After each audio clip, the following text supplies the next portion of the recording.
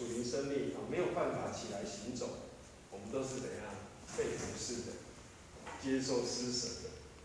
好，主的宣告，他因为这一些宗教领袖，他们不在意什么？这个摊子被医好了，啊，归荣耀与神，赞美神，感谢耶稣，哇，真是奇妙的事，今天行的神迹。他在意的是拿柱子起来走，他在意的是安息日治病。好，所以这个已经很本末倒置了，这个的观念跟价值跟上帝的眼光已经偏差的108000里了。好，英文叫做 not even close， 就是相去甚远，不是说差一点点啊，虽不中亦不远矣，不是，是差的很远。所以耶稣就说，宣告，就是说，他把他自己的一个与神同等的地位，有在这边宣告出来。那也记得第4章，他跟撒玛利亚人的时候，也有宣告他是弥赛亚。他说：“今天的心，现在跟你讲话的这个就是。”所以耶稣他已经他知道他是谁，他也在适当的时候揭露。他不是要跟他们起冲突，但是他是的这件事情，他也必须要让他的门徒知道。好，那5个见证，这个作业有没有写到？我看我的作业，有没有写到5个见证？有。对啊，有哦，好，那就好，好，这5个见证都应该是很清楚哦。等一下就是再做个复习。课程目标，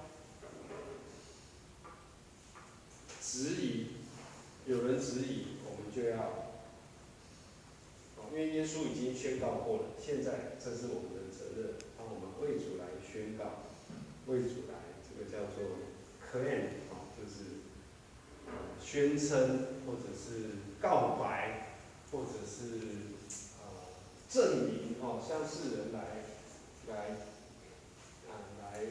这个宣扬，那我们一定要很清楚主的地位，我们一定要在心中本来就高举神，当遇见事情的时候，我们才能够挺身而出，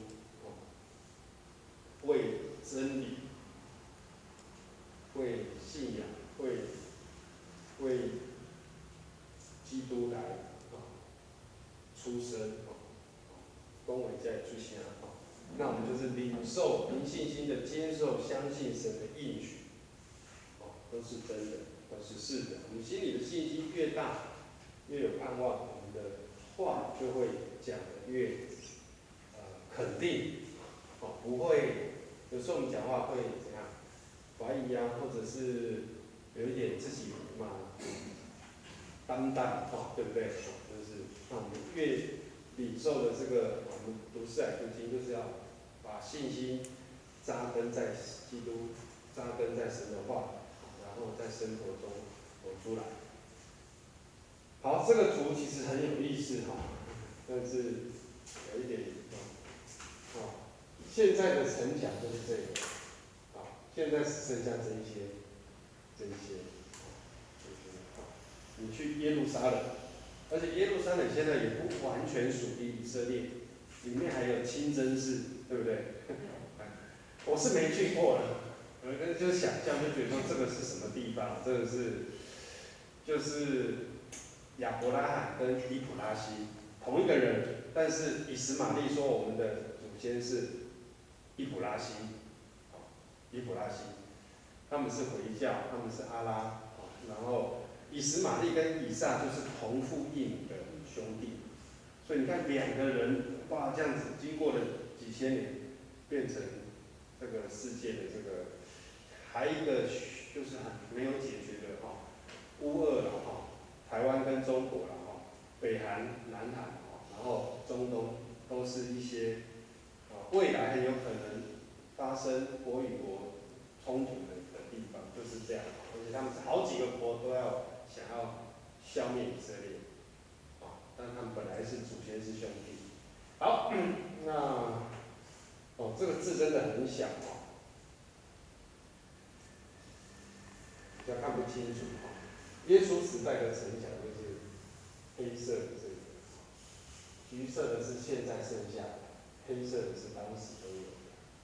那我们今天的重点发生在这里，可是你要知道，这整个是叫做耶路撒冷，里面就是宗教中心、都市他们的首都，然后呢，西律安提帕的王宫，这样，跟圣殿比起来小很多，所以圣殿院里面容纳很多的祭司、献祭、利未人、外邦人院、女人院、男人院，圣殿，圣殿在这里，这个是整个就是整个上次讲有这个什么廊道啊，或者是这个广场那这边有一个巡抚的官邸，因为这边就是很容易生事的地方，所以他们就是在这边监看着里面犹太人的行动，有没有乱搞什么这70个人有没有在密谋什么？所以这是罗马政府的巡抚官，就比拉多啦以那时候来讲，就是比拉多，他就是在那里。那有一次保罗在这里的时候，他们就说合成人都乱了，哇，马上千夫长就派兵出来镇压，所以这个是，那这个是希律王，希律王是分封的王，他可能实质上没有这个巡抚的兵那么多，可是呢，就是让他来统治这个以色列人。但是这个希律呢，因为他又有这个有时候是大希律，他就是有这个血统上的不纯正，所以犹太人没有很承认他的这个统治性地位。但是他的孩子安提帕这个是大希律的王宫，希律安提帕，他还有几个孩子，就是各分封有没有？亚基老谁，就是分封整个以色列的领土，这边只是一小块，就是犹大跟耶路撒冷。那这边其中有大希律的王宫。那他跟这个先讲述的一样，他有很多的行馆那有不同的这个希律堡很有印象。所以这个地图我觉得这只是就是有时候大家加深印象，但是真的你可能要去实地走访，或者是加上很多的地理图才会更清楚。但是你有一个印象说，这个就是吉伦西新嫩之国，应该都有听过这些词，对不对？吉伦西新嫩，这个就是以色列人最神圣的，就是从大卫登基，这个耶布斯城，变成耶路撒冷，然后从此以后所罗门盖了圣殿，之后，然后又重修圣殿。到现在被拆毁，这个整个都是被他们认为是最神圣的地方。那当然，以基督教、天主教也是为什么？因为耶稣在哥哥他被钉十字架，所以今天发生的地点在这里，但是我们知道，那这个可能就是马可楼，马可楼就是设立圣餐的地方，大祭司他家，西罗亚池，基训泉。这些1、2、3、4的他没有标出来，这是什么路线呢？会不会是？因为这张图是他从哪里截出来？但是他可能原本是在讲耶稣最后晚餐的路线，有没有？是不是从伯大尼来？可能从马大马利亚家来，然后呢，到了圣殿，赶出这些之后，解祭圣之后，去克西马尼园祷告。然后呢，被抓，在克西马尼园被抓，先可能先来设立晚餐，然后再去祷告。祷告完之后，大祭司就派犹大就把耶稣卖了，然后就把他带到大祭司的院子审判。彼得也跟进来，有没有？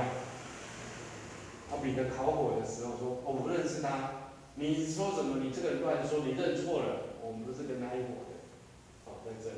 鸡就叫了，然后呢，被带到公会，公会在这里，70人公会，耶稣在公会被审判，大祭司就把他们打电话通知那个安琪，通知7位长老来开会，70位长老，他们是70人，来开会，审判耶稣，找了好多人来说他怎样，说他怎样，最后你自己说呢？你是神的不是，儿子不是。说你说的是那还不用是见证人呢，他自己已经说他是神了，他是神的儿子，光这一句话就可以定他死罪，就来找比拉多说请他定他死罪，所以这个应该是这个路线，虽然他没有解释，可能在别的地方，但是应该可以知道是耶稣最后的足迹，耶稣最后在圣殿，所以都是一段路都是一段路，从马尼园，从设立圣餐出来祷告，然后再被抓到这里，好，这次回到重点，今天这里毕士大池跟羊门，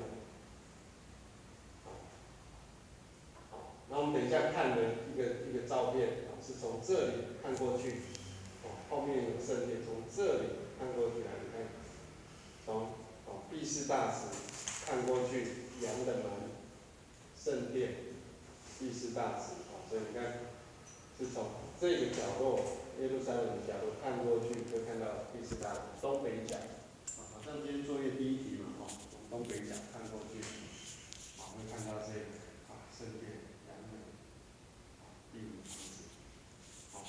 那之后还会再讲到，因为耶稣说我就是羊的门，他讲的不是这个羊，他讲的是在旷野地，羊会从那个羊的门进去，牧人也会，但是贼不是，贼不会从那里，那边可能有狗或者看守，或牧羊人守在那里，贼会从旁边偷溜着进去。这个羊门为什么叫羊门？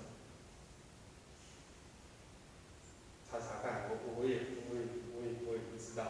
不过这个从尼希米就有定规，这个就是羊门，那好像有12个门，尼希米，所以说耶路撒冷这些门就是通出入道，好像还有一个什么骆驼穿过什么，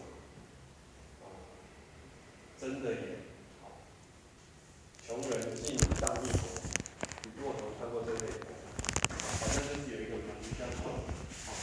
就是让骆驼，跪着进去才能够进去，因为门要让骆驼过去不容易因为这个是防御你的门到处门户大开，大家敌人就很容易攻破，所以你门是越少越好，可能越少越好，因为大家要进进出出，那很不方便，所以可能有各式各样的门。这个我真的不知道我们可以再研究看看不过这确实就是有一个毕士大池。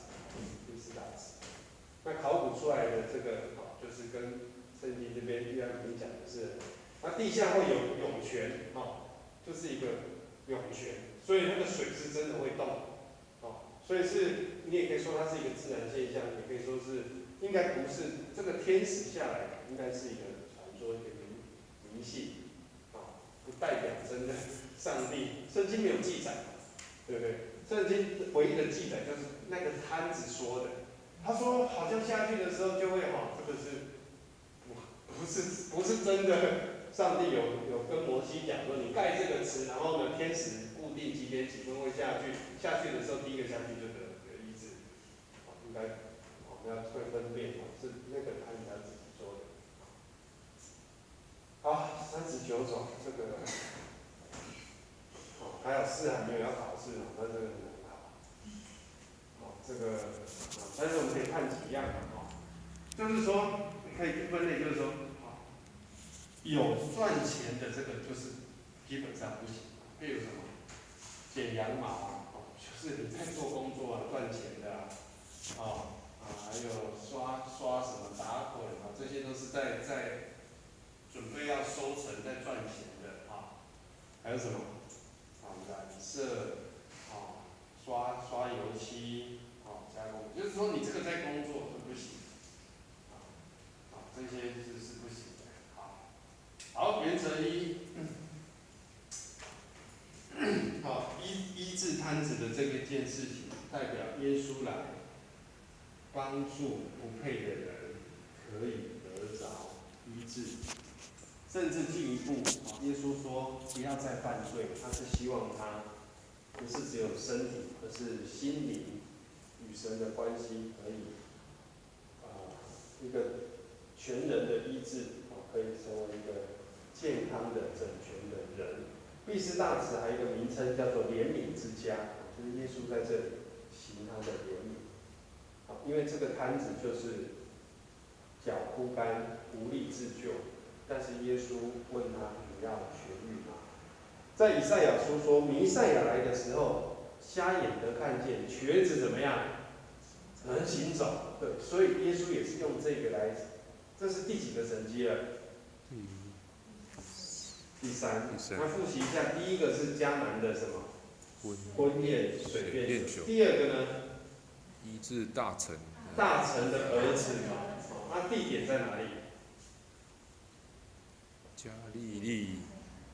对，好，地点就是耶稣在行路的时候，他本来要他去，但是他说，哦，你，好，耶稣没有亲自到大臣的家，但是他大臣回到家一问，对照那个时间，就是正圣，是耶稣跟他说，好，明天安安的去吧，好，你的孩子好了，好，他愿意相信的时候就得医治。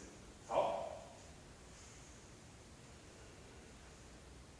6个宣称与父同等，这是尼西亚信经甲爸同一同体，同受灵光，同受敬拜，是生的，不是受造的。所以这个是我们的信仰告白，就是圣父、圣子、圣灵三位一体，三而一，一而三，都是神。无大小，无先后之分，只是他们有位格的区别。因此，父爱子。然后呢，子尊荣父，所以是一个父子的关系，但是并不是一种并不是一种就是都是神都是唯一的真神，独一的真神，他们是三位又是一体，这个是一个奥秘。好，那上帝把审判跟赐生命把一些的权柄，甚至说天上地下所有的权柄、富有的权柄都给了子。子耶稣从死里复活之后，就回到上帝的右边。好，但是耶稣又说，有一些事情是属于父的不是属于他的。所以他们三位有一些的不同，这样了解吗？譬如耶稣说，那时候他要再来，但是那个日子呢，连他自己都不知道。他把这个主权交给神，上帝定规什么时候他就会来。所以父做事到如今，子也做事到如今。然后子上去了呢，就另一位保惠师就是圣灵来。所以圣灵有他的工作，有他的属性，有他的位格。圣灵就是圣灵，圣灵不是耶稣，耶稣不是圣父，不是。但是呢，他们原为一，所以他们就是神之间就是又是一又是三，就是奥秘。但是我们的信仰告白很清楚的，就是说，子不是圣灵，圣灵不是圣父，他们各有各的位格，这个 personality 一个位格那他们有他们的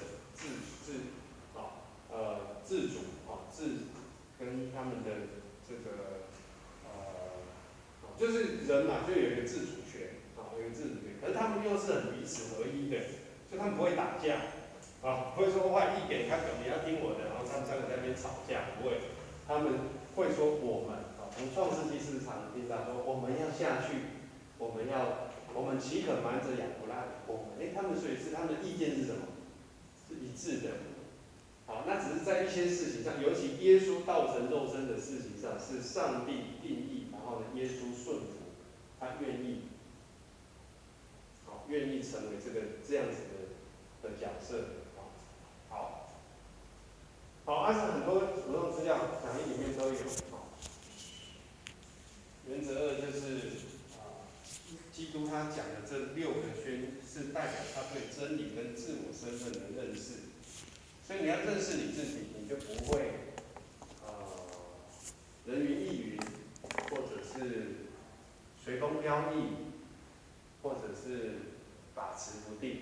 在一些重要的决策跟是非对错跟道德上，我们盼望你们像耶稣一样，很清楚知道我是谁，我是神的爱子，因为上帝就跟他讲，这是我的爱子，我所喜悦的，你们要依他。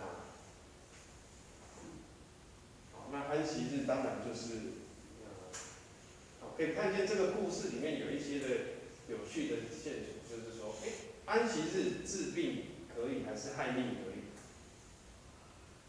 就是他强调这个律法，可是又忘记安息日是为人设立的，所以一个人被疾病捆绑了38年，岂不应该让他在安息日怎样得偿释放吗？所以救命害命哪一样是可以的呢？你们哪一个驴子掉下去了，牛掉下去了，掉到井里了？你说今天安息日，明天再救他吧？没有嘛。所以耶稣很聪明，不是耶稣，就是讲话就是很有智慧，他没有打不上。那我们一看就知道，耶稣是去帮助他，也没有收挂号费，也没有用健保，就只是用上帝给他的能力让他救了他。但是呢，这些人却在安息日虽然没有去做这些刚刚讲的这些东西，但是呢，他们心里却在想着要怎么样害死耶稣。你不觉得很讽刺吗？我没有做啊，但是我心里在安息日想着要杀掉一个人，杀掉上帝的儿子。所以人心比万物都险诈，真的是这样。那就是被律法主义限制住了。这什么错？他在意的是耶稣不该安息日治病，耶稣不该叫他拿着褥子起来走。拿着褥子就是安息日不可做的，可这个不是上帝说的，不是摩西说的，是他们自己，这个叫做传统遗传。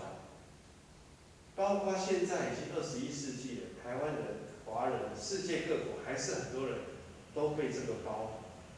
有没有听过这句话？古早人安怎讲？阮妈妈、阿嬷，后的这人安怎讲？长辈他们怎么说？有一个传统，有一个习俗，他就觉得这个神圣不可侵犯。万一你这么做，就会遭受不幸，招致咒诅，有没有？所以说，那这一整我都是爱拜拜，什么什么就是要怎么样？这个就是遗传，古人的遗传。那他们就把这个高举到摩西、律法、五经，甚至上帝，甚至上帝的儿子。亲自耶稣来，他们说：“我的信这个古人的遗传，阮阿嬷阿公一代安怎讲，阮就是安怎做。”这个就是有一点死脑筋，死守律法。就是这个事情，一直到不要想说现在那时候以前的明星未开化啦，真是现在也是啊，很多也是高知识分子，但是我们以前我记得我是细汉的时，所以小时候的话很重要。我是细汉的时，阿公他就一辈子就是奉行这个，因为他如果没有照顾的话，他觉得会怎么样？会出代志啊。所以就是这样。那个人呢，他也是，我读起来是觉得他有一点点问题啦。他没有说，他是说，所以四海读经他的解释是说，你们去看你不一定完全就是要照四海读经或照注释，你自己去体会。我自己读经的体会是，他是有点在推卸责任。他说，谁叫你什么？他说叫我起来的那个人，医好我的人是他不敢去得罪他人，他说安息日拿褥子起来要罚多少钱，或是要被记缺失。他说那个人叫我就推给耶稣，他也不讲他叫耶稣对。然后后来呢，又遇到他的时候呢，他跑去讲，四海的解释是说，他希望去告诉那些人，让他们也可以来找耶稣蒙恩。这个解释我是觉得，我不完全认同你们可以去看他也不说这个绝对就对就是有这些的说法或是可能性，但是我觉得更可能的是，它是一个料牌就是说，你到耶稣，他找到，他就去赶鬼哦，没有人问他，他自己跑去说，就是耶稣，然后安息日可以走0.6英里，乘以1.6，那大概是0.96公里，900公尺而已。所以你们读圣经有时候读到说约有安息日可走的路程，它不是它是指个距离，安息日可走的路程就是960公尺，约有这个距离。所以以前人很可怜啊，在安息日都要我们带小米手环是走越多越好。他是说我超过几步了，不能再走了，走到这里。再走2步我就可以躺下去，就我的床在那里。可是我不行，再走就超过了，那怎么办？站着睡觉？我马在，我真的不知道。这些法利赛人他们真的就是每天在那边算嘛，我走了900公尺，959、960，不能再走了。这个960是谁规定的？所以这个就是耶稣说你们拜我也是枉然，因为你们看重人的遗传高过上帝的话，或者是上帝原本设立安息日的原意是这样。好，最后耶稣就来讲，他说：“你说你是神的儿子，何以见得？何以见得？这些我们刚刚都讲过，在小组题目都写了上帝耶稣受洗的时候亲自讲，登山变像又讲一次。施洗约翰说看了上帝的羔羊，耶稣可以行神迹啊。尼哥底母也说，你所行的若不是神的同在，无人能行嘛。所以婚宴医治大臣的儿子，这只是3个，还有很多没有写的，对不对？旧约的见证太多了，等一下我们看摩西的见证，有一位先知怎么样？在我以后要来，在生命记所以这2个其实我觉得旧约圣经就包含摩西的见证，来看，你们这边看看有没有都有印象？今天就讲到这里。因为这个讲义没有，但是可以帮助我们去对照。刚刚讲的嘛，摩西说的另一位先知。迦南美地其实就是预表有一天我们要到天上，有男有女应许之地在天上。同则比较有问题是雅各之心跟细罗啦，这2个我不知道，看目前有没有研究，如果不知道也没关系啦，不影响我们的这个，这2个我真的没有什么印象，雅各之心是在讲什么？这2个我真的不知道，好，那我们简单来看生命树的预表，吃了生命树就是选择上帝，吃了是非善恶树就是自己要当上帝。女人的后裔有没有要产生的头嘛？他要也讲的，这是原始福音就是在讲，女人有一个后裔就是在讲耶稣基督。方舟也是预表救恩嘛，你一定要进到方舟里面，大水洪水审判的时候你才能够逃。方舟以外的通通都没有，通通都是没有别无拯救。方舟麦基洗德这个也很清楚吧？有没有印象？4年前上创世纪，他是按着麦基洗德的等次，你这个要对照希伯来书，永远的大祭司，在预表耶稣基督，他无生之死，无命之终，有没有印象？创世纪，麦基洗德没问题都是在预表耶稣这边的都在预表耶稣这个耶和华什么什么的，像我们要听就是在讲这个另一位先知摩西的见证。以撒怎么预表耶稣？被献的时候，以撒其实不是预表耶稣，但是以撒被献的时候，在那个时候亚伯拉罕献以撒，反而亚伯拉罕的信心，更是代表上帝这种亚伯拉罕的信心来表明预表有一天亚伯拉罕有这个信，得到上帝的很大的这个怎么说？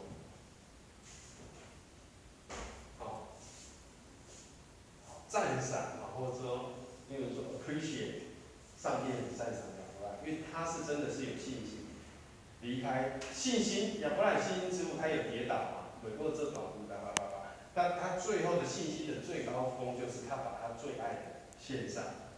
所以人有这个心，在上帝看来是很宝贵。上帝没有要他真的杀死以撒，但是亚伯拉罕很相信，就算我杀死以撒，上帝会叫他从死里复活。他有这么大的信心，但是他就是相信上帝要他做，他就是顺。他千万个不愿意，但是他还是这样去做了。而且真的是要动手了，不是在那边想，他马上就起身，走了3天的路程，所以他没有迟疑，他在这件事情上，他真的是，我觉得也是圣灵的感动啊，就是让他知道说这件事情，上帝说的话这么清楚，斩钉截铁，没有什么讨价还价的余地，不像大卫还在那里祷告说如果是可惜孩子救他了怎么样的，没有，亚伯拉罕很清楚上帝的命令，这一次是。就是临到，他就只能这样去做，长痛不如短痛，就准备要献以撒。所以最后上帝用自己的儿子成为那个以撒，有没有？以撒要死的是，本来要被杀的时候，天使出现说住手，千万不可伤害，一点不可伤害他。然后呢，以撒问他老爸说：“柴跟火都有了，羔羊在哪里呢？”亚伯拉罕这个也是圣灵的感动，让他讲了一句很有智慧的话。上帝自己会对，预备。神力预备。因为他不敢跟他讲，就是你啊，你就是要死的呀。他不忍心啊，哪有父亲敢这样跟孩子讲？虽然要动手的时候，他还是要狠下心，但是在那个当下，他先安慰他说神力预备。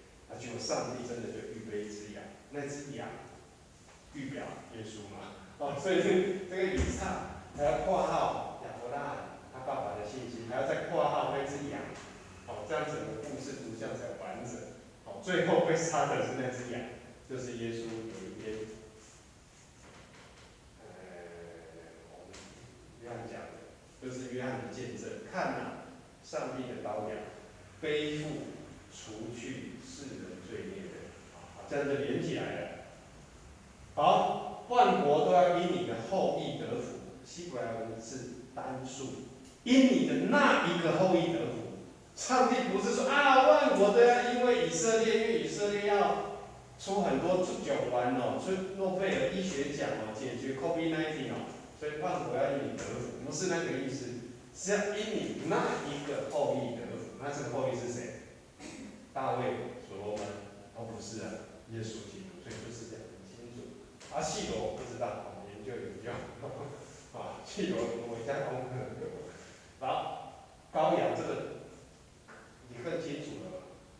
所有的都要死，但是有羔羊的血就跳过。羊，这只羊，就是这样。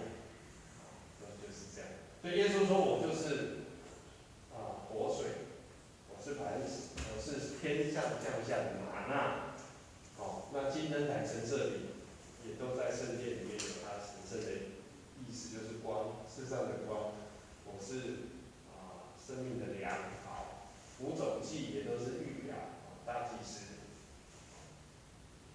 耶稣献祭。铜蛇也讲过了嘛，没问题嘛。铜蛇仰望，耶稣在约翰福音第3章讲，摩西怎样在旷野举蛇，照样人子也要怎样被举起来，叫一切仰望他的怎样得生命。所以就是仰望十字架。所以这个铜蛇，我觉得很莫名其妙，但是就是因为是预表，那就不莫名其妙了。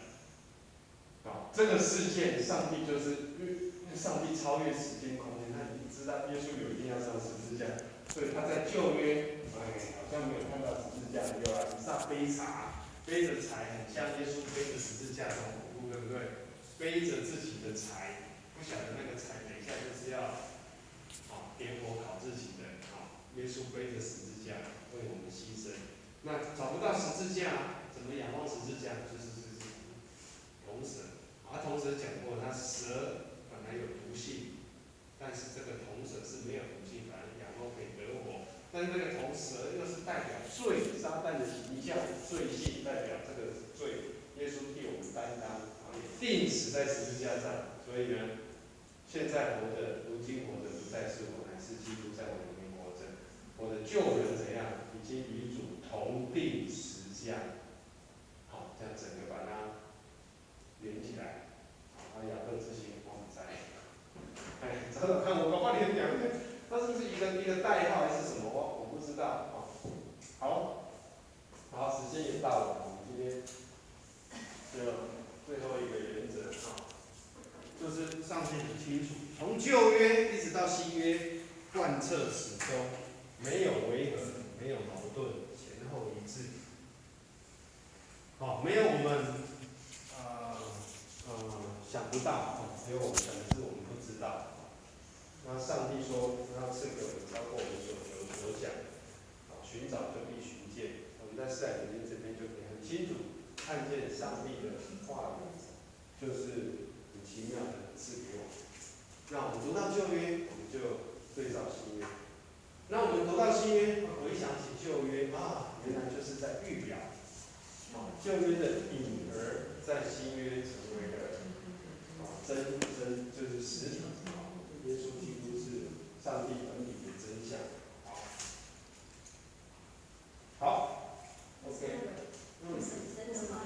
就是那个雅各之心，我查手机，他是说那个东方博士看到那颗星，就是因为耶稣是处理雅各，所以那颗星那个犹太人看不见。那可能是，可是这个好，那可能是，来我们来看一下哈，那可能是摩西最后为雅各祝福，不对啊，雅各之心，雅各就生12个那个啦，应该是大卫之心，犹大之心，大卫还没出生啊。好，没关系，这两个我们会那个郑宇，你帮我问金老师好不好？你在四海群组可以问一下说这张图里面的雅各之心跟细罗是什么意思？好，我们做一个结束的祷告。天父，我们感谢你你的话语真是奇妙可畏，说我们的生命何其有幸，能够有整本的圣经新旧约，又有四海灵经很棒的材料，好叫我们可以明白圣经的真理，让我们的信在基督里有根有基，让我们的信真的是不断的扎根在主你的话，也能够分享应用实践好叫更多的人来认识你，好叫当基督被举起的时候，万民都要来归向你。主求你来祝福我们四海每一次的聚集，赐福我们每一位的同工辛苦的摆上小组长、行政同工，主你加倍的恩待我们，也让我们弟兄姐妹欢喜来读经，也在未来能够成为你手中重要的器皿，成为你所重用的所以所宝贵贵重的器皿。我们为今天的学习献上感谢，求主赐福我们有一个平安的夜晚。这样祷告，奉主耶稣基督的圣名，阿们。